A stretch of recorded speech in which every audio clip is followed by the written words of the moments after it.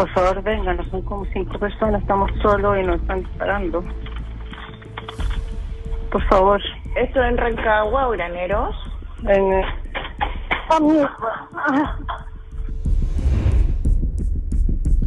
Así, desesperadamente llamaba una mujer al 133 de Carabineros, pedía auxilio porque fuera de su casa un grupo de personas disparaba ráfagas de balas. Intentaba dar indicaciones de cómo llegar a su domicilio y aparentemente fue durante la conversación que recibió el primer impacto. 1 hora y media después llegaba Carabineros al lugar y la encontraba a ella y a su marido muertos. Fue en este contexto, y mientras agricultores y empresas agrícolas denunciaban problemas de seguridad en el campo chileno y un abandono absoluto por parte del Estado, que el ministro de Agricultura, en una entrevista de radio, dijo lo que ustedes mismos oirán a continuación.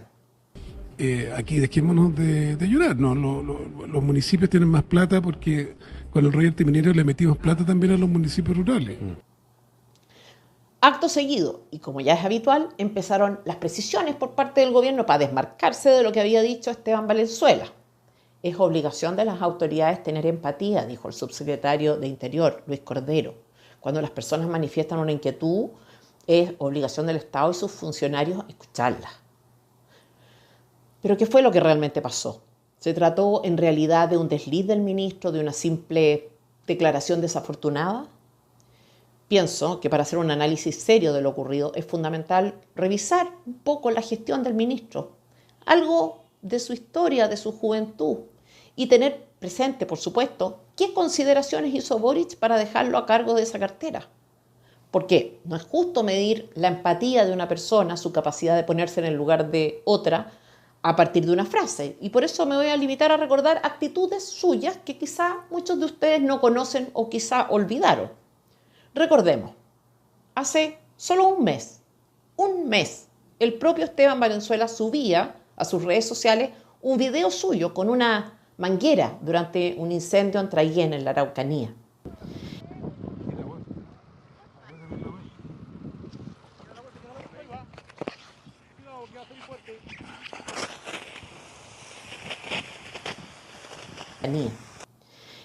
En la leyenda de su propia publicación, Esteban Valenzuela decía: en la comuna de Traiguén estamos ayudando a los equipos a combatir los incendios forestales en Valle 2, que afecta preliminarmente a 1.200 hectáreas.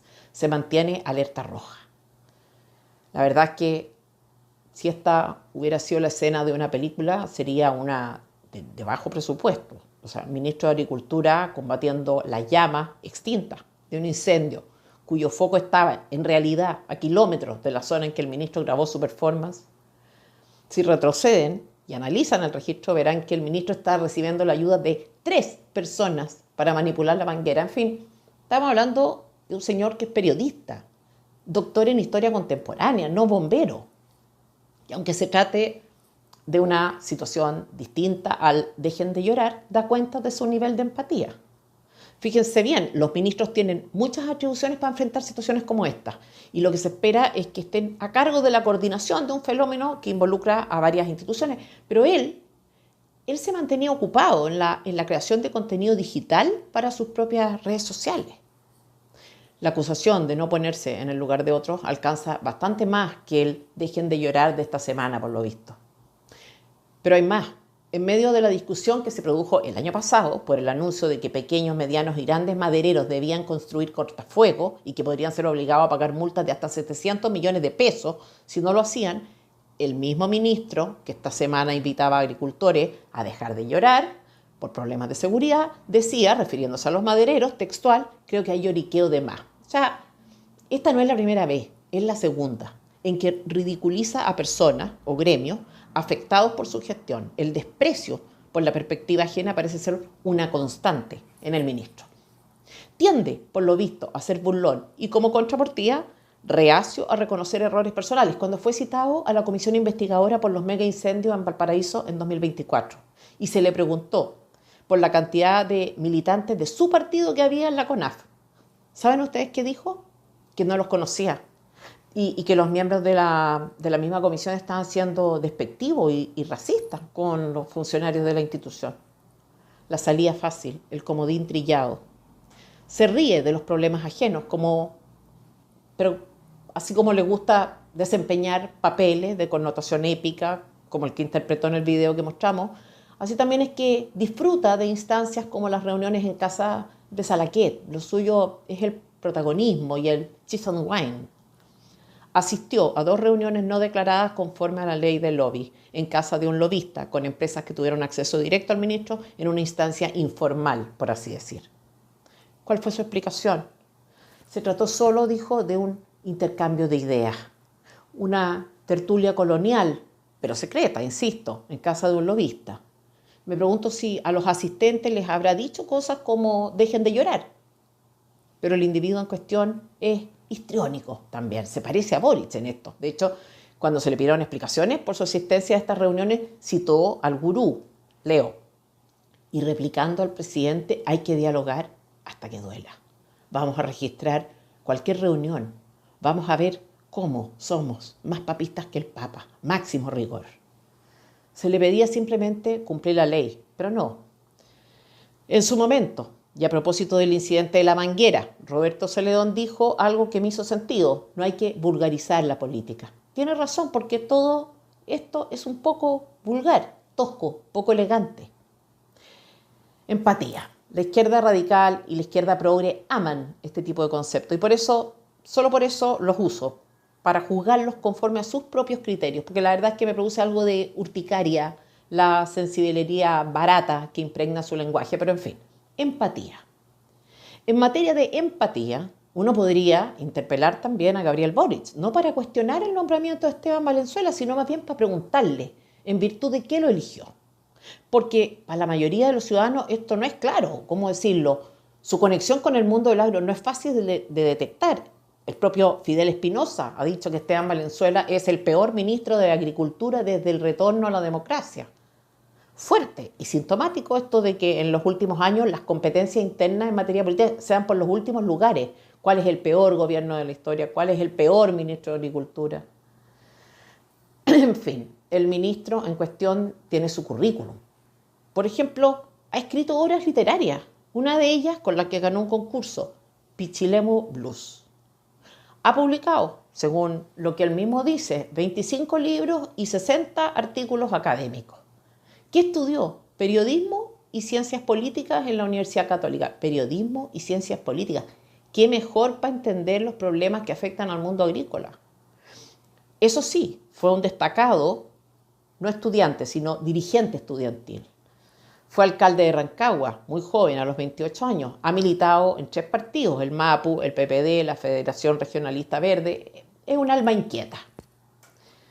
La verdad es que uno tiene a la vista estos antecedentes y más o menos entiende que el ministro Poeta no sea demasiado hábil en la manipulación de una manguera, pero en fin, el presidente tendrá que explicar por qué lo tiene donde está, pero a primera vista uno no entiende. Y acá también hay una cuestión de empatía, porque cuando se trata de resolver un problema personal, uno busca el mejor servicio o el mejor profesional al que pueda acceder. Uno no busca asesorías jurídicas, opiniones médicas, por ejemplo, entre los amigos, sino entre abogados o médicos. Para ir a un caso reciente, no creo que el parto del hijo de Boric vaya a ser asistido por Miguel Crispi y Gonzalo Winter. Seguramente lo hará un ginecólogo, una matrona, una obviedad, ¿cierto? ¿Qué hay entonces detrás de esta conducta recurrente de Gabriel Boric de poner al frente de una cartera a personas que no tienen preparación alguna para enfrentar los desafíos propios del rubro? ¿Haría eso él en algo que lo afectara directamente? Falta de empatía cuando se trata de otros, de la vida de otros, de los problemas de otros, por graves que sean. Ahí es donde Boric prioriza el criterio de amistad, de amiguismo o meramente político. Y eso es hacer con otros algo que uno no haría jamás consigo mismo. La pregunta que Boric debe responder es ¿por qué razón Esteban Valenzuela es ministro de Agricultura? Porque al menos yo no lo sé. La verdad es que el asesinato del matrimonio en Graneros coincidió irónicamente, trágicamente, diría yo, con la publicación de una encuesta por parte de la SNA, la Asociación Nacional de Agricultura. 78% de los encuestados declaró haber sufrido robos durante el último año, 72% en 2 o más oportunidades. Pero acá hay algo que me llamó la atención, que tiene que ver con el tipo de especies robadas. 61% corresponde a cosas que son necesarias, por así decir, para realizar trabajo agrícola. instalaciones eléctricas, insumos, maquinaria. Solo el 28% corresponde a robo de productos y animales, que en el pasado tenían una preponderancia mucho mayor. ¿Qué significa esto? Que se trata de robos orientados a montar una industria paralela, no simplemente al consumo o al comercio menor. Problemas de seguridad asociados al desarrollo de mafias y no a delitos comunes, y en muchos casos de cultivos ilegales. En una columna reciente del Mercurio, Jorge Bofill, abogado, se refería a este tema. En 5 años, los decomisos anuales de plantas de marihuana han pasado de 90.000 a 718.000. Entre 2022 y 2024 se incautaron 12 toneladas de cannabis procesada y cayeron 12 bandas, algunas de ellas dirigidas por colombianos y por chinos. Bandas que reclutan adolescentes, sacándolos del colegio para el cuidado de los cultivos y que extorsionan a sus familias y a los lugareños. ¿Y cuándo pasa esto? ¿Por qué pasa esto? Por abandono, por descuido por parte de la autoridad. Si fiscalizar negocios ilegales es en la ciudad relativamente complejo, en los campos no tanto por su extensión, porque las cosas están a la vista, porque hay menos interferencia de señal, en fin, incluso porque la vida y las libertades de los ciudadanos se ve menos afectada por medidas como el estado de emergencia. Entonces la cuestión de la empatía del gobierno es bien discutible, porque con genuina preocupación estas cosas se podrían enfrentar de manera bastante efectiva. Y la verdad es que la percepción del mundo agrícola coincide con un informe reciente de Atisba que se refería al fenómeno de una verdadera colonización rural asociado al aumento de homicidios, disputas del territorio entre bandas nacionales y bandas internacionales, como ha quedado demostrado a raíz de hechos como el asesinato de 5 personas en un centro de evento en Lampa, asesinato cometido por un líder del Tren de Aragua, en una guerra entre su grupo y el de los orientales, mismo señor que ha sido formalizado por el homicidio del teniente Ronald Ojeda, cadáveres encontrados en el acceso sur o en la ruta 5 norte. Y entramos acá a otro tema que da cuenta del mismo abandono de que hablamos, inmigración ilegal. Y no me voy a referir a lo obvio, a lo que todos sabemos, sino a una política pública que la propia Sociedad Nacional de Agricultura ha defendido, que es la regularización de migrantes. Tienen sus razones, falta mano de obra y la llegada de extranjeros cubre esa necesidad. Juan Manuel Lira, vicepresidente de Chile Alimentos, decía hace un tiempo, sin la mano de obra extranjera no podríamos hacer las labores que se necesitan tanto en los campos como en las fábricas. Es verdad. Este es un diagnóstico transversal de todas las industrias, faltan trabajadores. Está bien, pero si bien ellos mismos reconocen la importancia de revisar antecedentes, Juan Sutil hacía una consideración al respecto, decía, lo cito, para eso hay que chequear el origen de la migración, el historial de la persona, tiene que ser una regularización formal y ordenada, de lo contrario prefiero que no se haga. Está bien, pero no basta. No pueden obviar que como política pública la regularización de ilegales se constituye en un incentivo para el ingreso ilegal a nuestro país. Y ese incentivo mueve no solo a personas que quieren venir a trabajar, también a miembros del crimen organizado. No pueden validar, por tanto, medidas que en relación al país son nefastas porque ellas puedan tener un efecto colateral positivo en su propia industria. Fíjense ustedes, un efecto indirecto de la regularización de migrantes ilegales. Entre 2021 y 2023, las autodenuncias se dispararon desde 30% sobre el total de ingresos al 53%. ¿Por qué aumentan las autodenuncias? ¿Qué razón hay para que crezca el número de personas que, habiendo ingresado ilegalmente a Chile, se acuse de una conducta, valga la redundancia, ilegal? Pues bien, que en el contexto de la regularización de ilegales, esa autodenuncia se entiende como casi como un trámite burocrático que hay que hacer para obtener el permiso y por tanto no como algo que hace imposible obtenerlo. Esta política migratoria, esta lógica, es simplemente inaceptable. Es verdad que los procesos de contratación a distancia son más engorrosos, pero entre pedir que se simplifiquen esos procesos y validar una pésima política pública que hace posible que se infiltren criminales en nuestro país, hay una diferencia importante, un asunto de responsabilidad. Tanto el gobierno como estos gremios no pueden ignorar la perspectiva general de la situación migratoria. Detrás de este problema, de esta confrontación entre el gobierno y el agro, hay, la verdad, también una cuestión ideológica. En primer lugar, de desprecio absoluto por la gestión, de ignorar que para hacer cambios que vayan en beneficio de los chilenos hay que conocer la realidad de esos chilenos cuya vida se aspira a cambiar. No es posible que a cargo del Ministerio de Agricultura haya un poeta o un influencer, aunque en realidad esto pasa a nivel nacional, con un presidente que adolece del mismo mal. Un señor que fue, igual que el ministro, un destacado dirigente estudiantil y por tanto ignorantes funcionales cuyo único talento reside en ganar elecciones a costa de la charlatanería.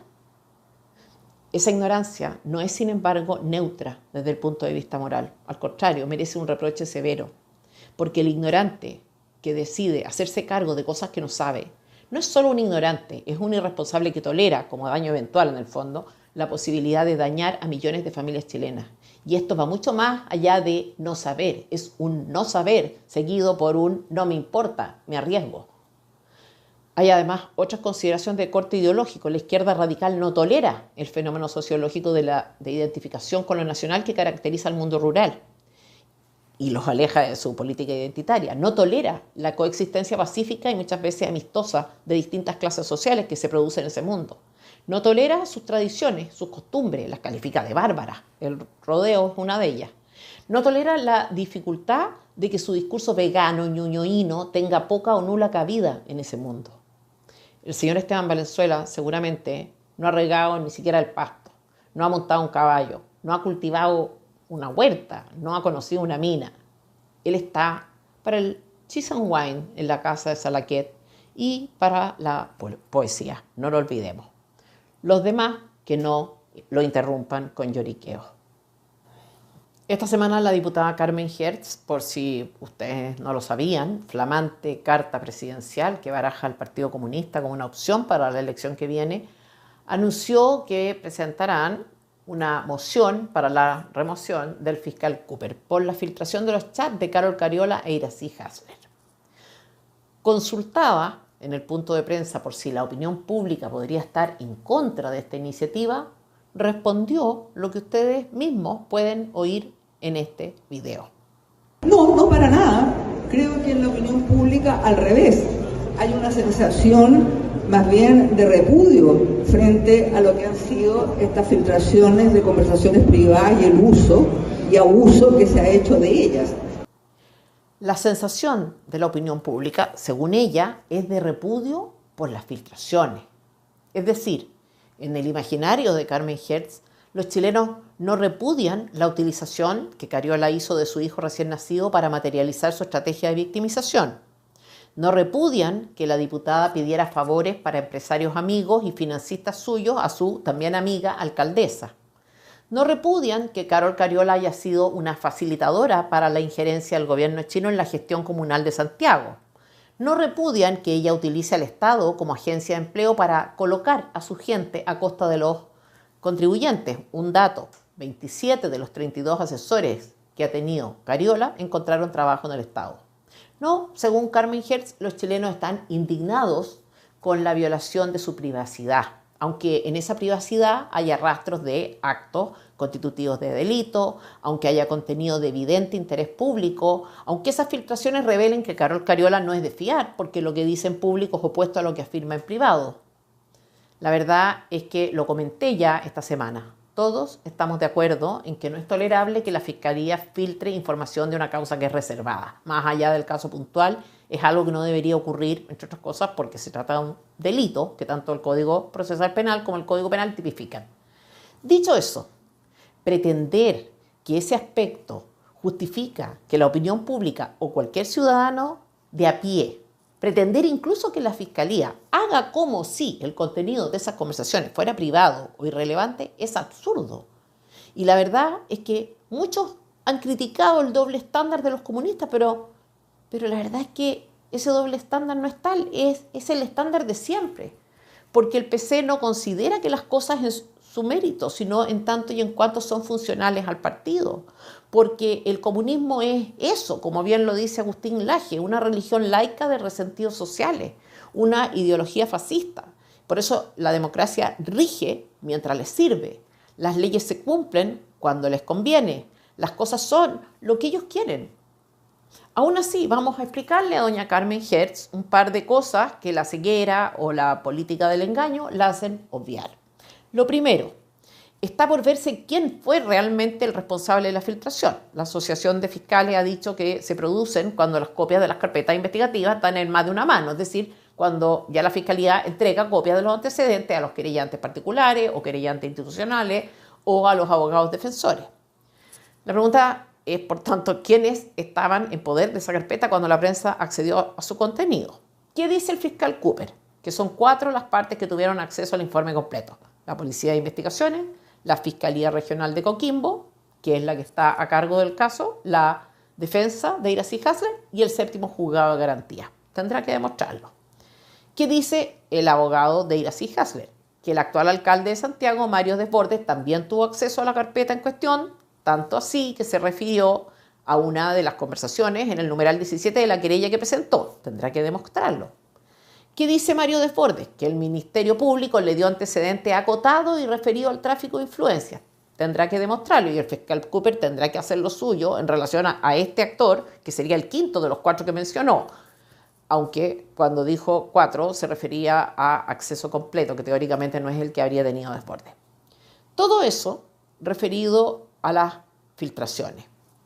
Pero insisto, acá hay algo de lo que nadie habla, que tiene que ver con las contradicciones de Carol Cariola entre la cara con que se presenta a sus electores y la que deja ver en sus conversaciones privadas. Esa incoherencia es una cuestión de interés público, pero que ella elude probablemente porque no tiene una explicación presentable que dar. ¿Cuál es la verdad, diputada Cariola? ¿Que el P es una mierda de persona, que este gobierno es lo peor que nos ha pasado, que está decepcionada del proyecto político, como dijo usted en diciembre de 2022 a su amiga, o que el programa de gobierno está plenamente vigente y que el único problema está en que la oposición, que no deja gobernar a Gabriel Boric? Porque entre estas 2 afirmaciones, diputada Cariola, hay solo un mes de diferencia. Si los telespectadores no me creen, los invito a revisar este video, reitero, noviembre de 2022, un mes antes de los epítetos de grueso calibre de Carol Cariola contra Boric y el gobierno en general. Hay analistas que indican que el éxito del gobierno radica exclusivamente en abandonar el programa de gobierno original. ¿Está de acuerdo con eso? En lo absoluto. Creo que... ¿Existe ese programa de gobierno original hoy? Absolutamente. Ese fue el programa de gobierno que el pueblo de Chile eligió para gobernar durante 4 años. El presidente Gabriel Boric es el presidente más votado de la historia de Chile.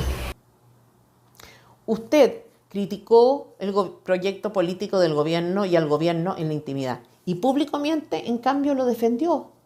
No era esperable, exigible una cierta coherencia. No tienen derecho sus propios electores a que usted tenga una sola opinión y que esa opinión no varíe conforme al destinatario. ¿Cuál es la verdad, diputada? ¿Que el presidente es una mierda de persona? ¿Que encuentra asquerosa a esa gente? ¿Que el jefe de gabinete de Boric y Camila Vallejo son despiadados, soberbios, calculadores y deshonestos? ¿Que quiere estar lo más lejos posible de esa gente? ¿O que quiere que a su gobierno le vaya bien? Porque nuevamente, el registro que les voy a mostrar es solo de un mes antes de su conversación. Ya soy parlamentaria, tengo 3 años más para ejercer mi rol, me interesa que a nuestro gobierno le vaya bien y por supuesto que podamos tener continuidad. ¿Se dieron cuenta? Nuestro gobierno. ¿Sabe lo que pasa, diputada Cariola? ¿Sabe cuál es el problema? En primer lugar, el engaño. Porque entre una declaración y la otra no hay simplemente una diferencia en la forma, lo que, como dije esta misma semana, no solo se podría justificar, sino recomendar. Hay formas más elegantes de hacer crítica política, eso de usted es una mierda de persona, usted otro, un cuico culiao, en fin. El castellano ofrece opciones. Entre una declaración y la otra tampoco hay simplemente una diferencia de grado en la que usted pudiera ampararse para dar cuenta de la disonancia. No, la diferencia es de fondo. Sería bueno que nos explicara, en caso de que efectivamente en un mes algo hubiera ocurrido como para que usted reaccionara de manera tan radicalmente opuesta, ¿qué fue lo que pasó?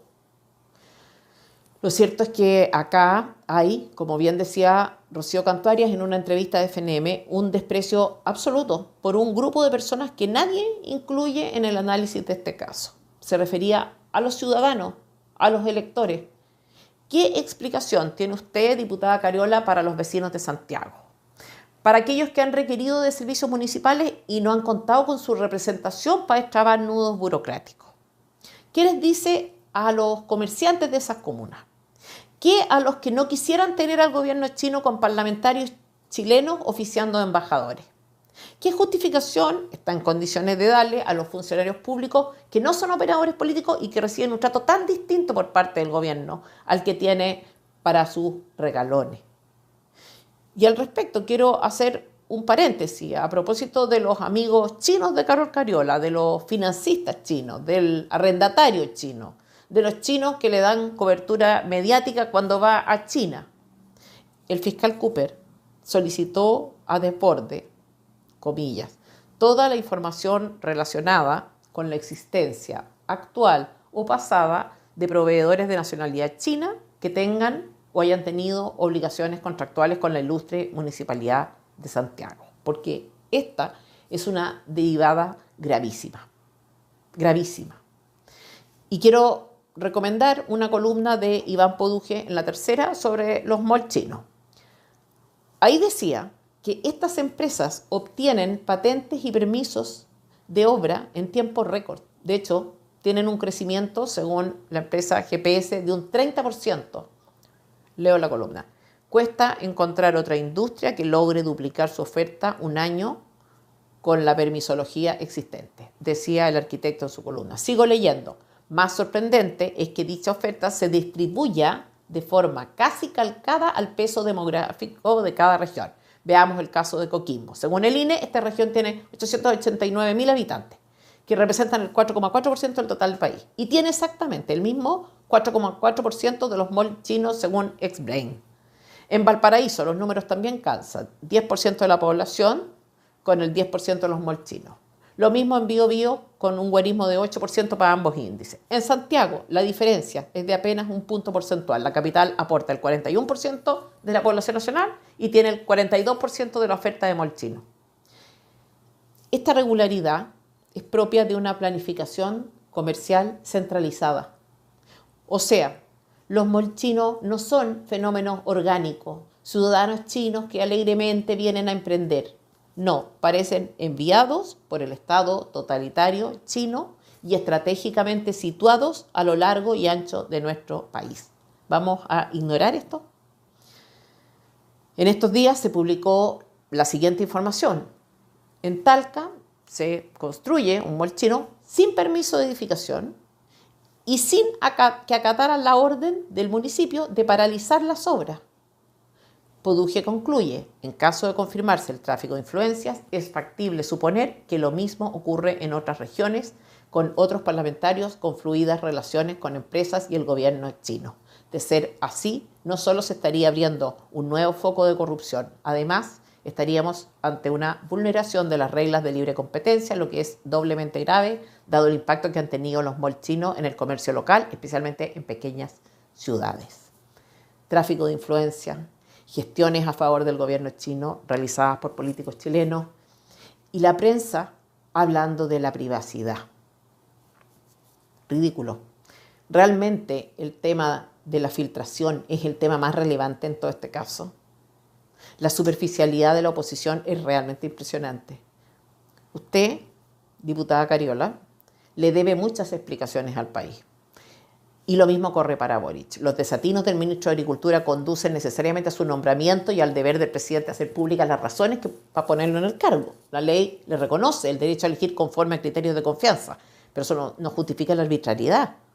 Carol Cariola, por su parte, debería allanarse a una investigación más exhaustiva aún por parte de la Fiscalía, porque la circunstancia de haber tenido un hijo no le exime del deber que tiene como autoridad de la República. Y es bien conveniente, pero inadecuado, esto de entender la exposición solo como fuente de privilegio. El problema es que para esta gente todo versa sobre ellos mismos. En esa línea, lo primero que hizo Boric cuando circularon los chats de Cariola insultándolo fue publicar un tuit. Básicamente se hizo cargo en público de un aspecto del caso que es, además de secundario, estrictamente personal. Lo cito. a mí no me van a poner en contra de compañeras de ruta, dijo. Es decir, hizo de un caso que tiene derivadas institucionales gravísimas una cuestión subjetiva, algo que atañe a su relación personal con Carol Cariola y con Iracy Hasler. ¿Acaso importa? ¿A quién le interesa la forma en que esos chats inciden en su relación de amistad o de enemistad con Carol e Iracy? ¿Es esa una arista, aunque fuera menor, de la investigación? ¿Qué relevancia institucional tiene su comentario que justifique una declaración pública? Ninguna. Pero reitero, eso es lo que le importa a él. Él. Siempre he pensado, más allá de lo repelente que suena cuando ellos lo dicen, que la expresión esta de habitar el cargo tiene un sentido rescatable. Habitar el cargo significa o debería significar que el que lo ostenta comprende que está en un lugar metafórico que no le pertenece, que tiene sus reglas propias, que lo habita temporalmente. Lo que Boric ha hecho, lo que ha hecho Cariola y en general todo el gobierno, no ha sido en realidad habitar cargos, por el contrario, se han apropiado de ellos, los han redefinido y se han identificado con los cargos a tal punto que la expresión que realmente es adecuada para describir su relación, para describir o entender su relación con el poder, está más cerca de el cargo soy yo. Vulgarización de la política, narcisología pura.